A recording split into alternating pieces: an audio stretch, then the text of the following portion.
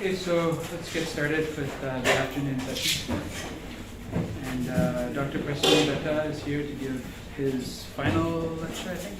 And then the tutorial will be later today.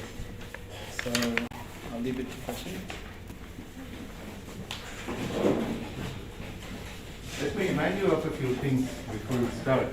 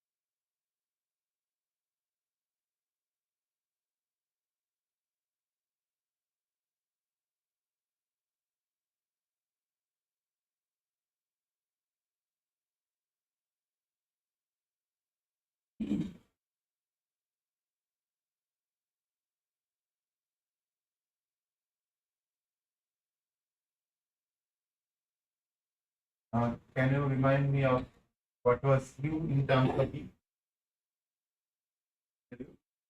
V dot?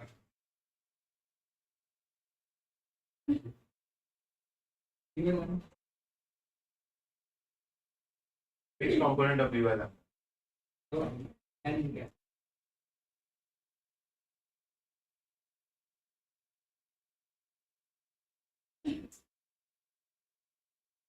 And whatever tau?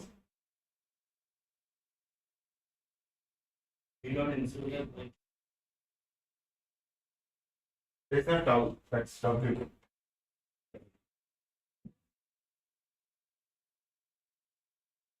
And what is tau? In terms of W is? Okay, so let's look at this a little bit and then we'll see that what it takes to detect these. Fine.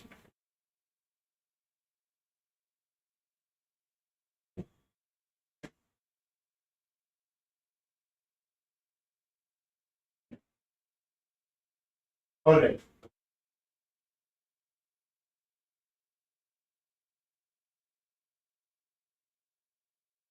All right. So the first thing is, remember, is the visibility correlation done at the same baseline, but at two different frequencies. One of the frequency is written in terms of Z, and the frequency separation is delta, right? And then that is related to the power spectrum, which we define some way. And then we also define the visibility correlation in terms of capital U and tau. What do we need to do to go from there to there? So here, remember, there was an integral which I have not written. Right? Just use this for every sign. There is an integral over the k parallel. Then I have e to the power I 2 pi nu n. Maybe I will write it down.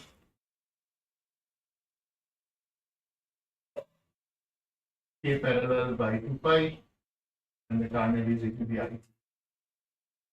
K parallel delta nu and nu prime. And then when you take a Fourier transform from delta nu to tau space, then it looks like this, which is nice because now it is written in terms of vector k, k perpendicular and k parallel. And then these two also is related to what you measure. It's the capital element tau. Remember that in tau is given by W, which is a component of the baseline along certain direction, and capital U is also the component of the baseline in certain other direction. So all these things now are related to the measured quantities. What we said of the problem, one of the biggest problem in this measurement, as we have been for a long time, the foreground. Right? So now let us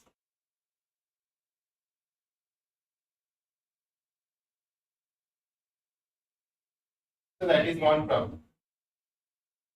Now remember that last time in the last class we said that foreground operationally are two types, compact sources and the diffuse sources.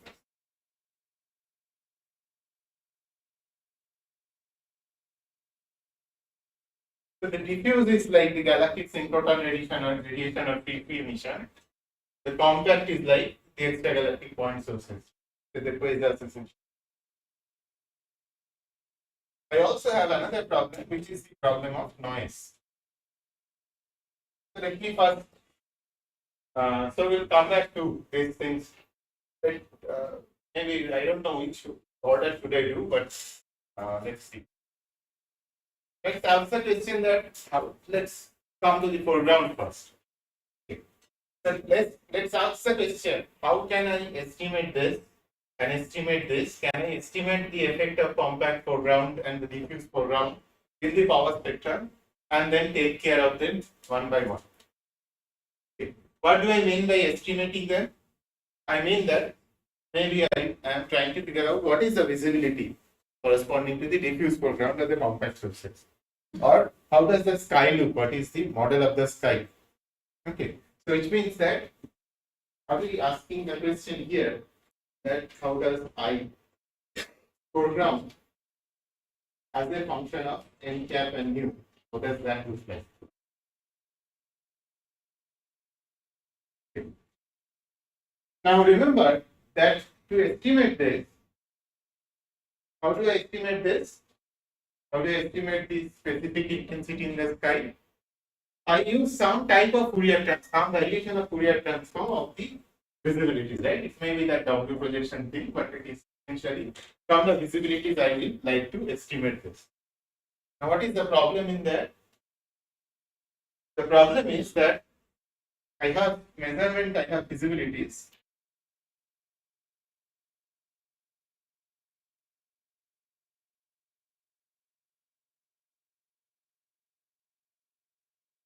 So these visibilities which I have measured and say I have calibrated now, these are measured at discrete points.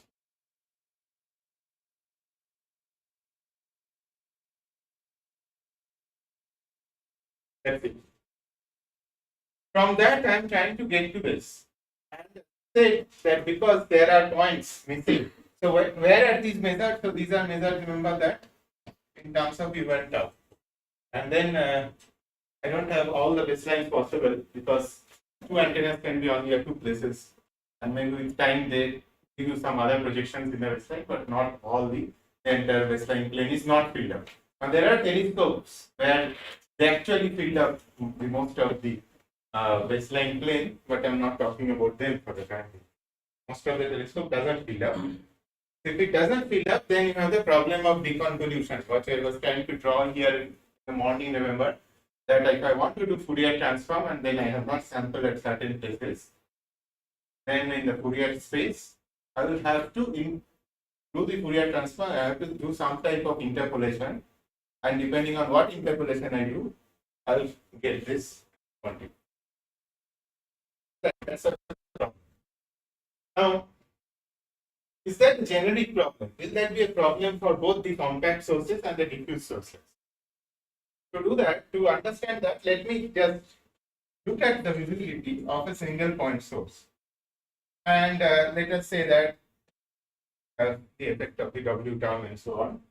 I am just writing it down this way. Maybe when I am writing this way, I am not interested in frequency dependence as well. So what is this? So this is very crude approximation. It's just a Fourier transform. Fourier transform, the antenna beam pattern times the intensity. Now the intensity is of a point source. That is I0. When it's a point source, it's basically the interflux come only from one direction in the sky. Let's say that direction is θ0. So I can write this point source this way. Right? And then I have it to be right.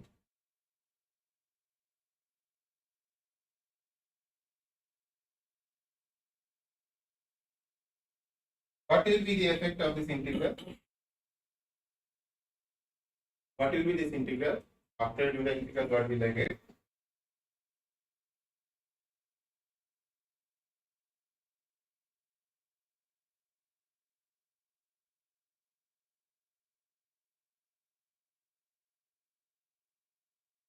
Right? Now, this is supposed to be the visibility if I have only one point source at a given direction in the sky. How many numbers are there which is representing that source here? I have I0 and two θ0s. X and Y component of θ0. Three numbers. If I have any such point sources, you can imagine that I have to do this. This will be a summation over all those point sources. Right? But then I have only 3n numbers to specify, which basically means that here I am measuring the visibilities. If I measure enough number of visibilities, that then this enter all the point sources, I can figure out what are these values of these 3n numbers. You can think of for one point source, I need only 3 numbers. I may need to measure the visibility at 3 places only. Not any 3 places, but 3 good places. If you measure, then you can figure out what are the values of those 3 numbers. If you say that I have enough noise, well, instead of 3, you measure at 30 places such that you can gain any signal to noise. Simple can be done. So, for the compact sources, transferring visibilities which are not measured at all the points to the flux of the compact sources and their position, not that much of a problem. That can be done. On the other hand, what is a diffuse source? Diffuse source is something that exists everywhere in the sky. It essentially means a diffuse source you can think of convolution of a function with a delta function. So it's a delta function at every point in the sky. It's infinite number of point sources. Infinite number of point sources you cannot measure. You need infinite number of visibilities to measure. Right? Which means essentially doing this inversion for the visibilities will be much different problem when we are talking about the diffuse source. So if I am talking about the foreground as coming from the compact sources, it is a problem where I can figure out what are the intensities. I can have a sky model and then take care of that sky model from my observation. But if it is a diffuse source that I am talking about, I cannot do that. Because I can try to make a sky model, that sky model will have enough error. The part of the error in that sky model will be more than the H1 signal. You will never be able to measure the signal. So what do you do? Any suggestion? get the problem. The problem is that what I am observing is foreground plus H1. Somehow I have to take care of the foreground such that I can observe H1. Take care of the foreground means making a good model of the foreground. For the compact sources, as we have demonstrated, that can be done in principle. But for these diffuse emissions like the galactic synchrotron or free, that cannot be done in principle also. Then what should I do?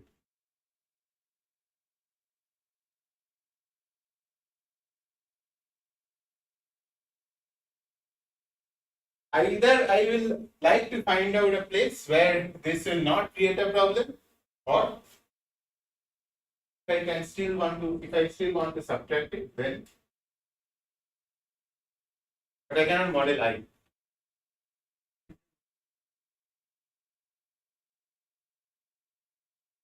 So the contribution for the foreground from the foreground, diffuse foreground, which is the I, cannot be measured properly. So then what do you do? We can still measure the power spectrum is coming from the diffuse foreground. So how do I measure the power spectrum? I square the visibilities, right? Essentially. So once I square the visibilities are measured at certain baseline points. All those baseline points, imagine there is no error, but all those baseline points, squaring the visibility are measured exactly the number which that baseline measures. Maybe that at certain baselines I have not measured it, but all the places where I will have the observation from that interferometer, I will actually measure the foreground or the foreground power spectrum. So I can now measure, so this I can measure in the power spectrum space. And then I can do two things. One is what Shuman suggested, that you can look at a place where you don't have the foreground, if such place exists, and you will see shortly that it exists. Or I can figure out the foreground and then subtract. How to figure out the foreground and then subtract it, we have discussed a little bit. But anyway, so let us first look at that if there is a region in the measurement box that I have, where I can have a place where I don't have the effect of the foreground at all. I can figure out such things.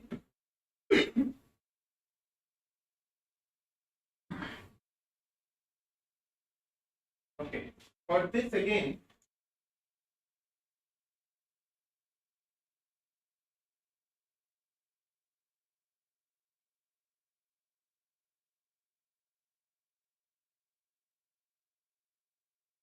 not sure which order I should do.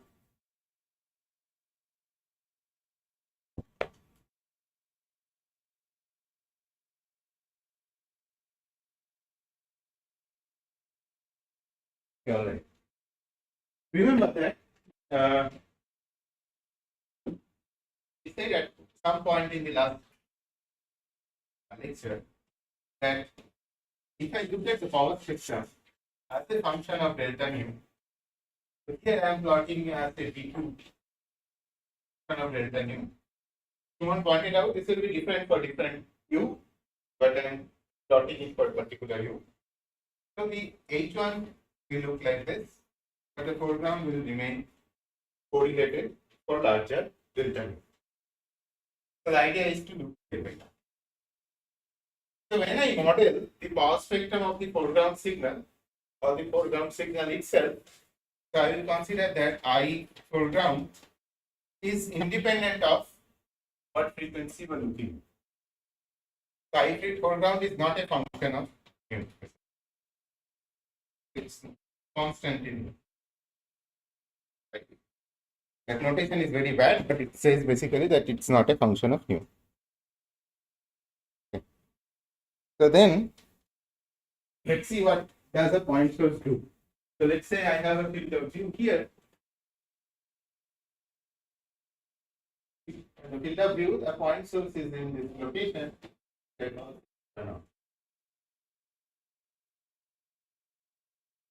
And again, just like we did last time, so I will write the intensity of this point source as delta theta minus theta naught. Okay. So what will I get as the visibility? The visibility that I will get is a function of q and this will be I0 a plus 0 into the I, but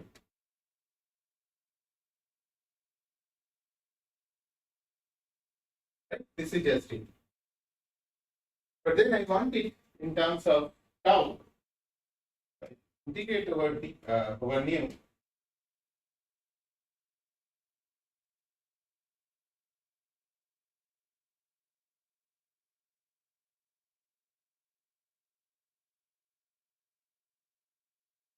Nu.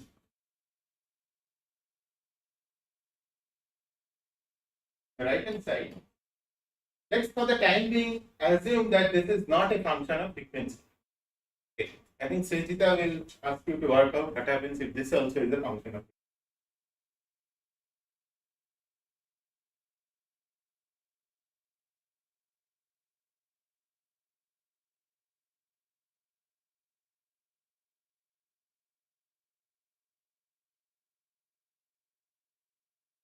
e to the power minus I to pi tau times nu. Okay, but you see there is a frequency dependence hiding here as well. What is u? What is u? P by lambda times something, right? Now let's have a look at that thing. P by lambda dot, this thing was something I was calling theta, right? And if I really look at my antenna diagram that we were doing last time, the direction of observation, line of sight of observation, remember that this is the vector B, and I have take the projection of B in this plane, right, which is the plane, tangential plane in the sky. So how much will this be? This angle is theta, right? How much will that be? Cos theta.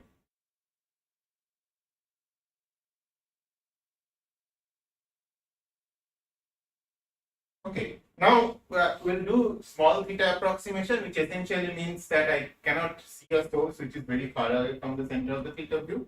So I'll just assume this to be B by lambda. Okay. And later we'll need this. How much is this in terms of B? B sine theta. So that I will write as B theta. That is B theta by lambda.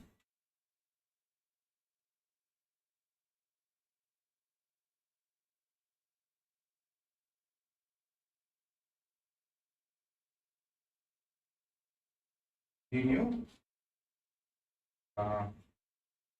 So what does this becomes? I 2 pi nu, I can take common tau over here, and this is d by lambda theta naught. D by lambda is, in terms of nu, is how much? D nu by 3, right?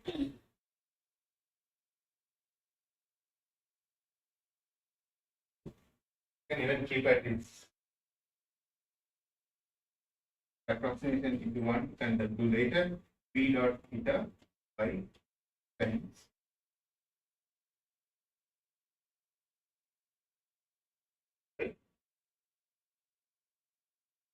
nu is outside. What is this thing? The delta function. Where does the delta function peaks? The I0 a theta naught. Where is the peak of the delta function? At tau equals b dot theta by c.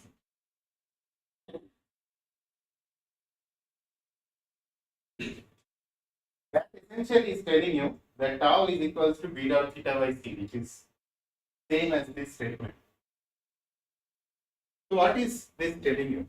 What is the meaning of this? Now, what is this quantity? This quantity I can call as du tau, and modulus of du tau squared is that V2 sitting over there in the second line. Right?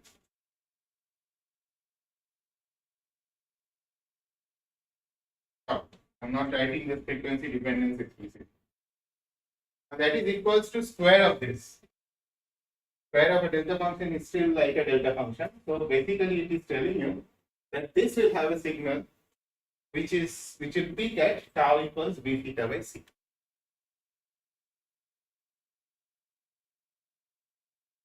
Which one? Okay. So the peak will be around this. So it basically means that okay, keep it in mind that it will have a peak at tau equals to b theta by c. I'll just write that here. Peak is at tau equals b dot theta. That is what comes out from this exercise. So the power spectrum that I will get if there is a point source here as a function of u and tau will be a kind of delta function which has a peak at tau equals to b theta by c. Now this right hand side of this expression is not quite in terms of u and tau, right?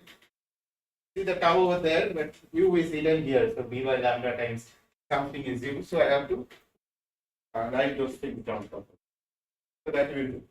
So to write this in terms of k parallel and k perpendicular, the right hand side. Once I do that, so then this will, I can see in terms of k parallel and k perpendicular. Let us do that. Is this point clear? Because then I will remove the right hand side. What all it is that you put a point source here and ask the question, what is the relation between tau and b theta by c? That will come out. That is depending on where the source is, there is a small factor at theta 0, but within the pit also that factor is near to 1, so we may positive.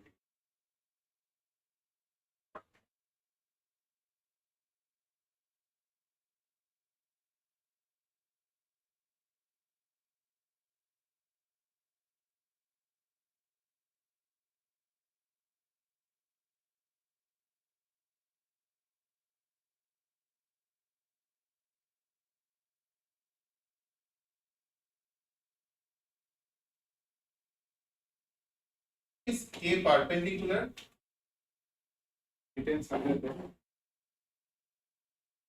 The k perpendicular is 2 pi u by r.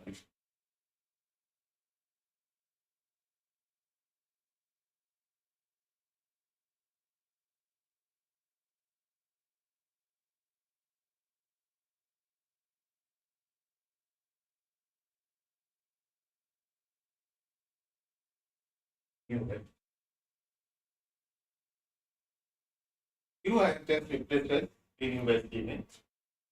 And what is k parallel?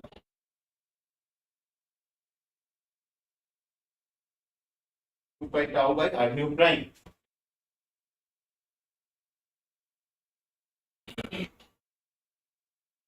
Tau. Now tau I can write from here and replace, because that is where the intensity will be maximum. So I can write tau from there. So this is b theta by c.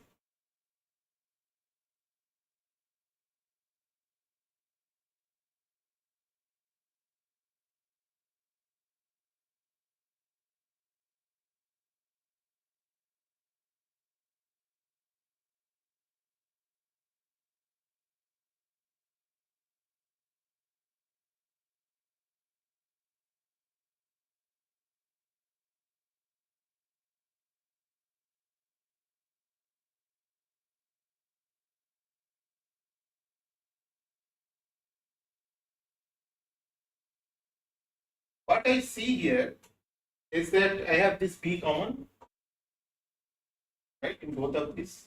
The magnitude of the B is there in both of them. So I can now, so I can take a magnitude of this as well.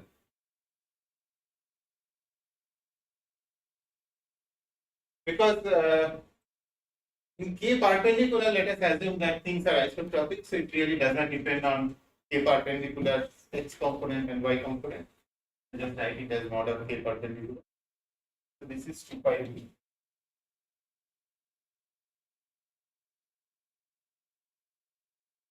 And this is 2 pi by R nu prime.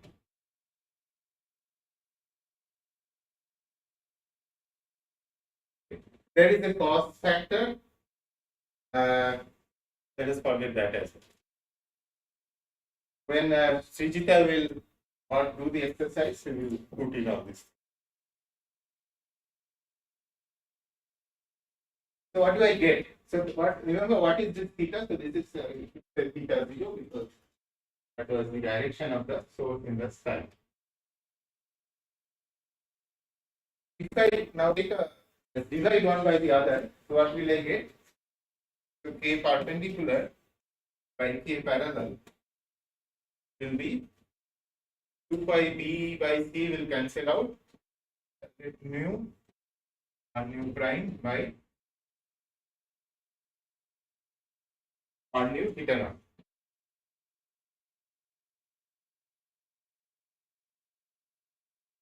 Right.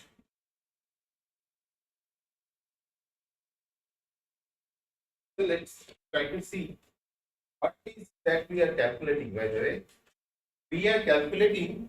Remember that this was the point was that I had a V2 was calculated at U tau, which is proportional to a delta function, which is n by tau minus b dot theta naught by mu.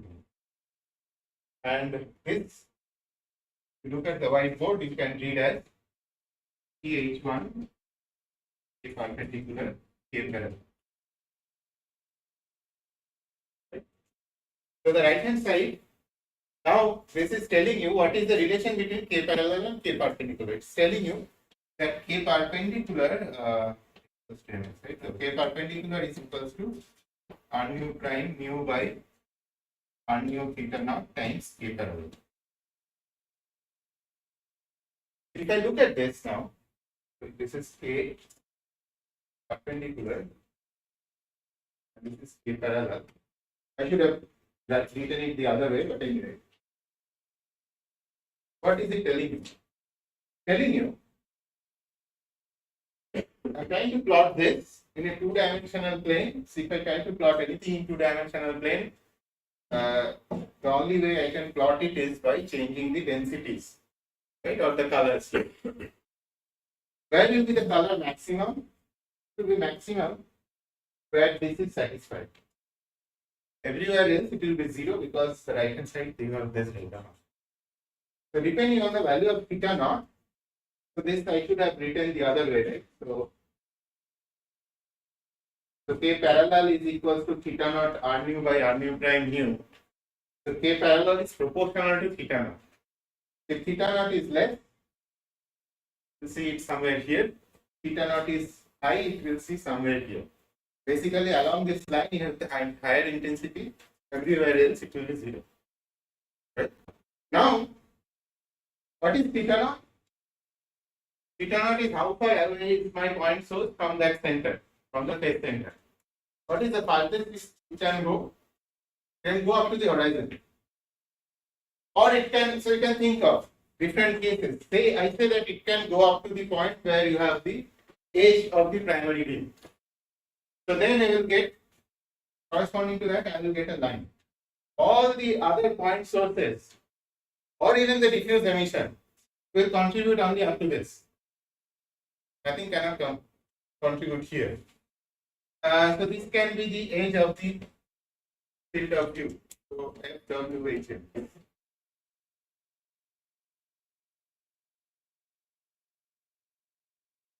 This line can be the horizon, for example. and so on. Now this will change obviously if you put in, so we assume that FWHM is independent of the frequency, which is not the case. So then it will change and we'll see what happens. So that you have to watch. Now this part, because all the contribution of the program comes from here, and it has a weight say, it's called the foreground weight.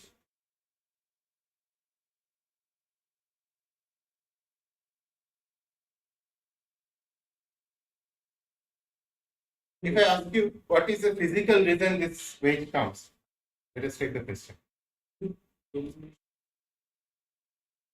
weight of up maximum. So I have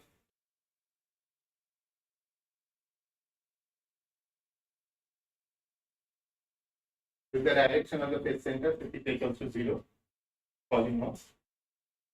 Weight. So this is maximum, this is half maximum. Half weight, so it should be half. So what I am saying is, you can have a source which is only up to this region. How much that contributes? All the sources in between this. Will you give me a program which contribution is? Telescope is looking upward. So how much? Telescope is looking at a certain direction in the sky. Now, this is K parallel. So don't try to mix up the directions here. No. That. Okay. This is looking. This is the direction of the phase center of the field of center of the field. We have measurement. You may not have all telescopes will measure up to what I said. With that region is 4. How can we have information?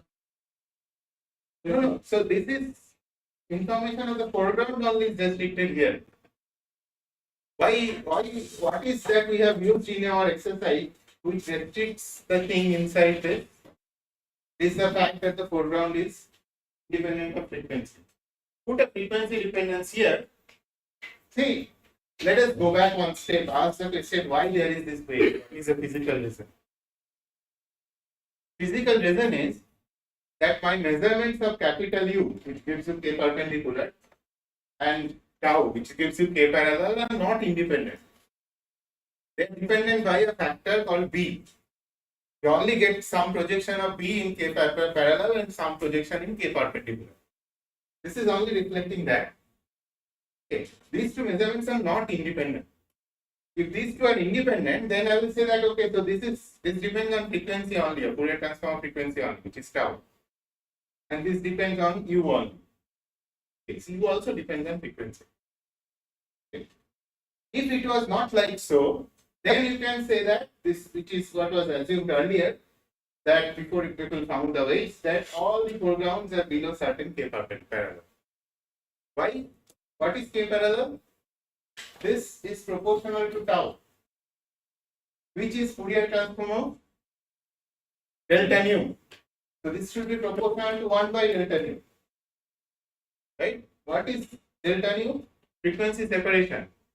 In case of H1, it falls very fast. Right? So which means that the width in the frequency space is small. The width in the frequency space is small. What happens to the width in the tau space? Increases. So the H1 signal will be all over the place. The width is larger. For the foreground, the width is very large. The delta nu space. The tau space, the width is small. So it's supposed to be here. A small K parallel. But it goes to the weight because of the relation between K parallel and K perpendicular. Okay. So one way then is to look at the signal here. Outside the plate. Can you explain that last thing? Why it is not enough?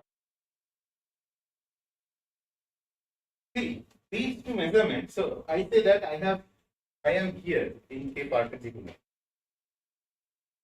If I am here in K perpendicular, K parallel cannot be any value. Right? K perpendicular is related to B, B is related to K parallel. means the signal which I claim to measure here will also have a related k parallel value. That was given by the line that we have figured out. Then you ask the question, how far can the point source be? Can be at most at the horizon. If it is at the horizon, then you get the largest line here, right? Because it monotonically increases with theta. Because y-axis is k parallel. That you will get the largest. I can see it, I will show you that it's not really a straight line, it is a curved line.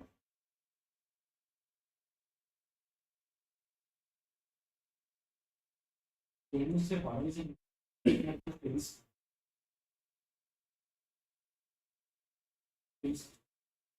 Horizon of the region where you see sun reflections.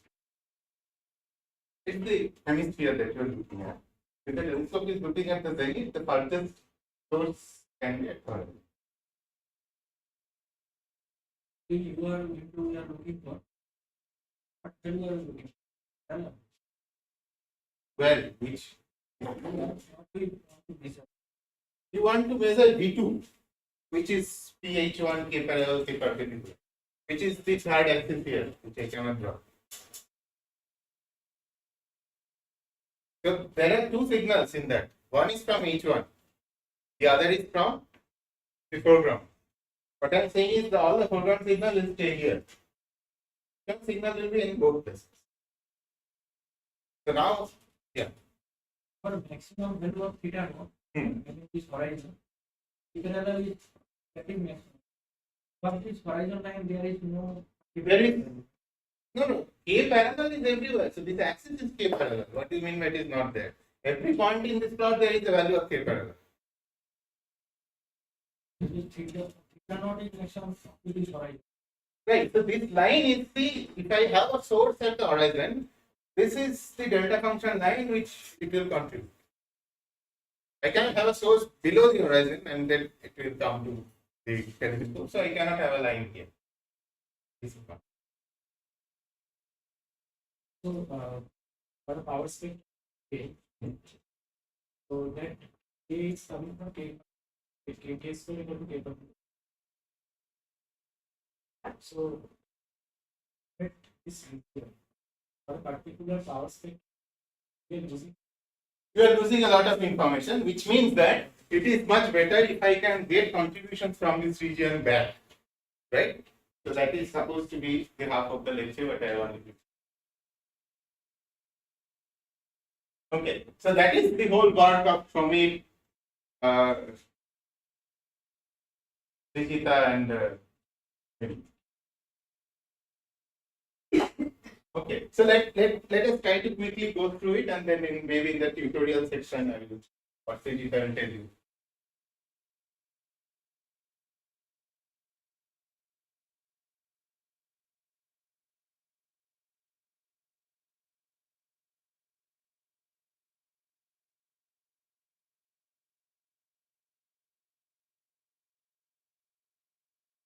So this method of looking at the signal outside the wedge is called foreground avoidance, because you are trying to figure out the signal when the foreground is not there. Not there means that not there is within a quotes, because not there means that to some extent it is not there.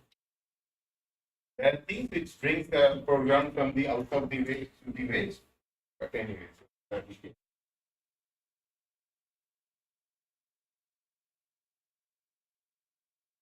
Okay, so now I said that I can model the compact sources, right?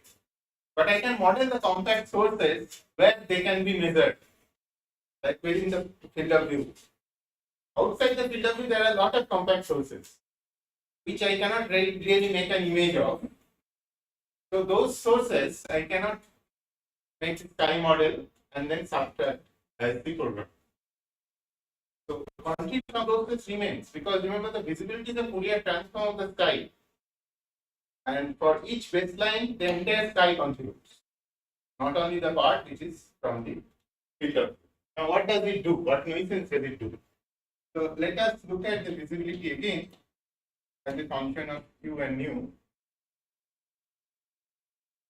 And So remember that what was the contribution for a single point source?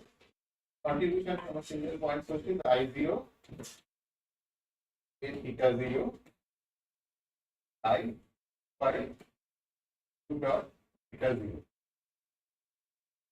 Right? And then you will say that 2 is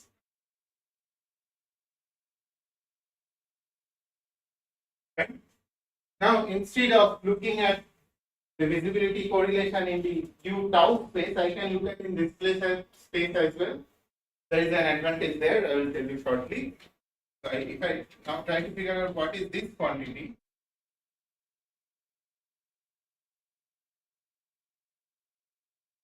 what will this be? This entire thing will come twice. But remember that here I will get mu and mu 0. One of them will cancel out and then I will first here, but we'll get that. Right? Because in one case, when I'm squaring it, in one case it is coming from nu, other case it is nu plus delta nu with a minus sign. So nu plus delta nu minus mu is delta. Right? What is this? This is this quantity. This quantity. Right. This quantity, when I have done all this, I have assumed that I0 is not a function of nu. This is the case for the foreground. So what I want to do, I have calculated this quantity which is plotted here as a function of delta nu. And here, far away from the place where delta nu, where this H1 signal contributes to this V2, I am supposed to get only foreground. Now I think that my theta 0 is far from within the field of view. If theta 0 is far from within the field of view, those are the point sources I have not taken care of. Right? I have not taken care of those point sources. Then you see this as an oscillation as a function of delta nu. Because this thing I can write as cos of something or sin of something. What will I see? This V2 here will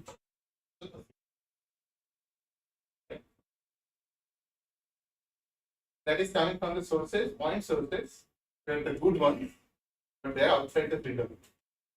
What I want to do, I want to get rid of them. Now can you tell me what is the thing that I can do such that I can get rid of them? Just looking at this expression. What can I modulate in this expression such that the right hand side will be 0?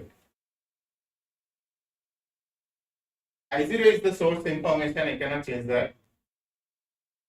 I cannot change this as well. I can change the antenna response. But I will not actually change the antenna response. What I will do is I will artificially change the antenna response. So I will multiply, before I do all these things, I will multiply this by a function.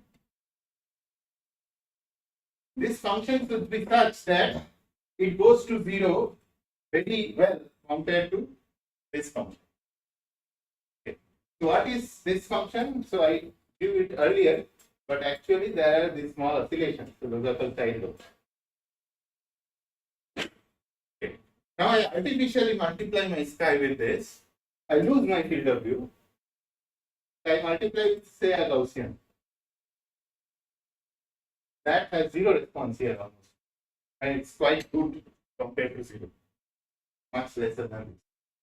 Once I do this, this makes this entire thing equal to 0. So the sources which are outside the field of view will not be a nuisance. So this method was invented by Shamik Chaudhuri, will come shortly, for tapering. Tapering the sky response. And Srijita and his name? Asif. Asif is working on this, modifying this more and more.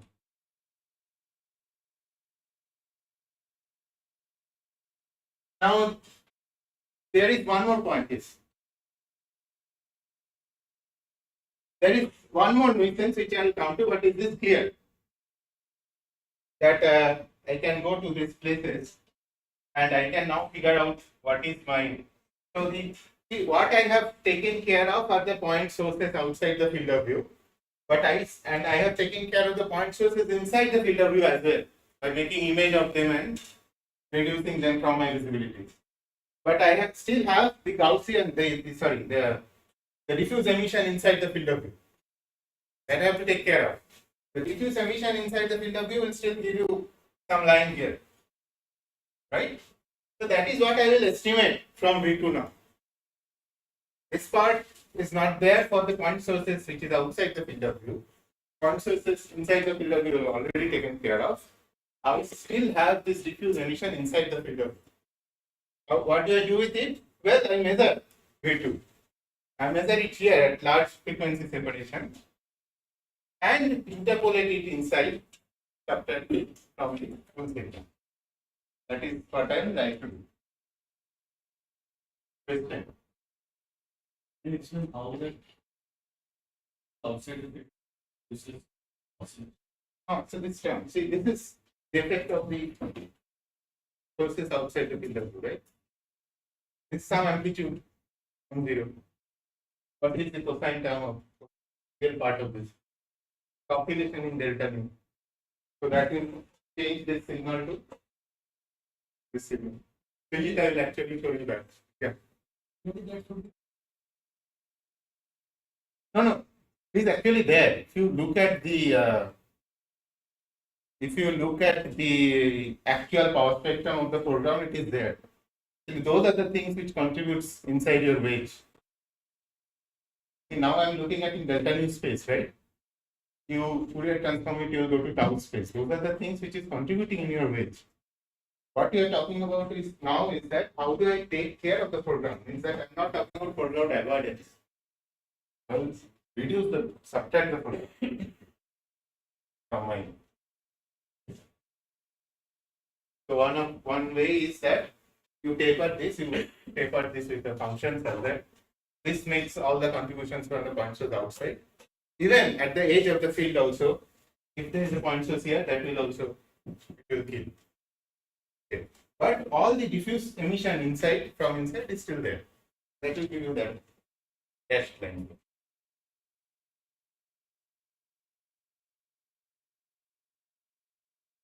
Anything else? Let us ask the question now, how do I address this? Historically, this was addressed first, and not in the context of cosmology, but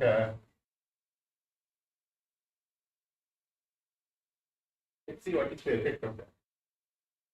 So remember that I have been calibrated the visibility, the function of Q and U. Right? What was this? Calibrated visibility, and let us not consider the effect of W term for the time being.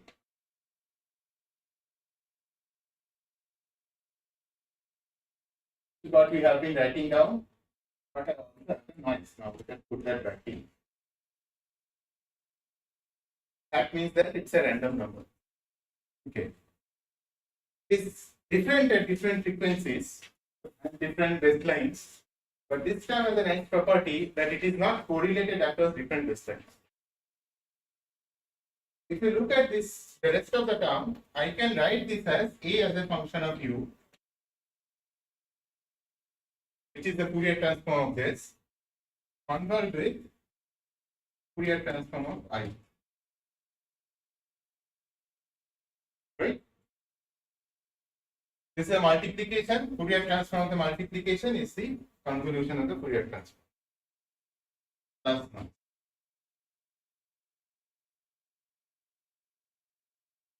Now, turns out in almost all measurements in radio astronomy, for each baseline, the noise is much greater than the actual signal. Okay. So what happens if I now do this? Which is your V2. I'm not writing the frequency dependent. Noise is much greater than that, right? So what I will get is, you can verify this. plus cos spectrum of the noise. Now, as the noise is much greater than, square of it will be even more greater and greater. You will never be able to observe anything related to this. That's a problem with noise. How do you take care of it? There are many ways of taking care of it.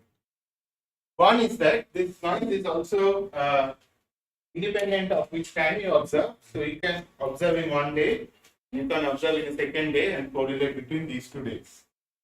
Baseline, same baseline, you correlate between 2 days. But a clever way of doing it is that you just change this baseline a little bit. Now look at this. See, this signal is coming from the sky. Okay.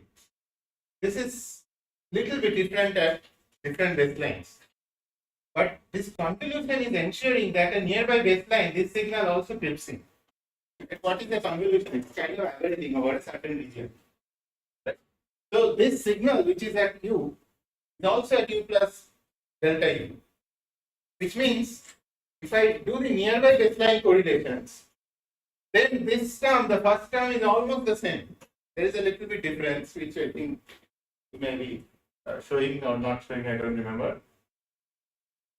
And there is a factor that comes in which you can calculate, but it's very small.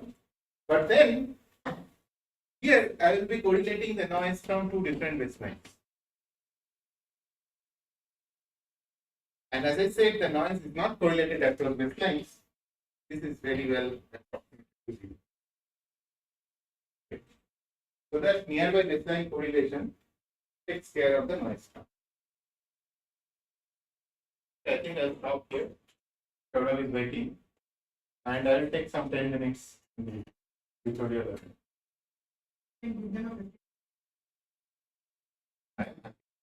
This will get on it. Yeah. No, do not use the board. I don't need that. We can check it.